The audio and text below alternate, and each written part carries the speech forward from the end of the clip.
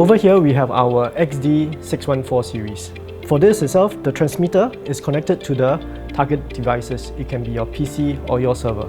And from between the transmitters and the receivers, it can be 50 meters away or even kilometers away, connected via either copper or fiber. In this case, we have fiber. And over here, we have the receivers, which is at the user end. And from the user ends itself, we could display up to 4 different displays. In our Adder Matrix solutions, we have our Infinity 4000. This is the industry's first 4K dual displays via one connectivity. It is backward compatible to your 2Ks as well as 1K that's residing on the same network.